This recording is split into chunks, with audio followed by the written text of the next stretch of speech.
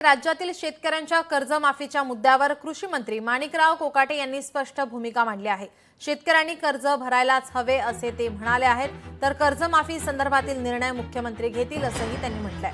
दरम्यान यावरून संजय राऊत आणि अनिल देशमुख यांनी सरकारवर टीका केली आहे। आत्महत्येचा आकडा 1 लाखावर पोहोचल्यावर कर्ज देणार का, असा सवाल संजय राऊत यांनी केलाय। तर सरकारने कर्जमाफीचं दिलेलं आश्वासन पूर्ण करावं असं अनिल देशमुख यांनी म्हटलं आहे। शेतकऱ्यांनी तर कर्ज भरलीच पाहिजे असं माझं मत आहे, परंतु या संदर्भातला निर्णय माननीय मुख्यमंत्री महोदय घेणार। ज्या शेतकऱ्यांनी माझ्याकडे तक्रार दाखल केली, ज्या कृषी सेवा केंद्राच्या संदर्भात तक्रार दाखल असेल त्याच्यावर तात्काळ कारवाई केली जाईल। फक्त माझ्यापर्यंत ती तक्रार आली पाहिजे, नुसत्या वेग बातम्या नको।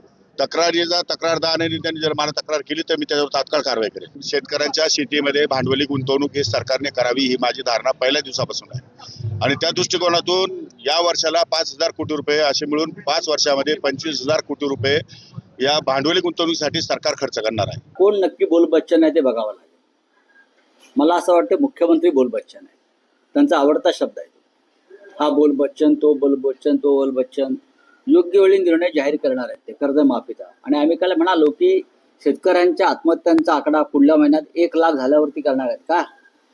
काय त्यांना विक्रमी आत्महत्या महाराष्ट्रामध्ये हव्यात शेतकऱ्यांच्या, त्यानंतर ते कर्जमाफी करतील व लाडकी बहिणींना 2100 रुपये देतील। जेव्हा शेतकरी अडचणीत असतो तेव्हा तो शेतकरी मागणी करतो की आमची कर्जमाफी करा। आता तुमची योग्य वेळ किती वर्षांनी येईल, या निवडणुकीच्या शेवटल्या महिन्यामध्ये तुमची योग्य वेळ येईल काही समजत नाही काय। त्याच्यामुळे ही योग्य वेळ आहे आणि मग मुख्यमंत्र्यांनी म्हटलं की योग्य वेळी करू, तर आता अतिशय शेतकरी अडचणी असल्यामुळे हीच कर्जमाफीसाठी योग्य वेळ आहे।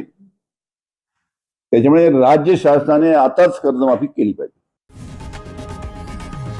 लोकशाही मराठी ऐका, पहा, जागरूक रहा।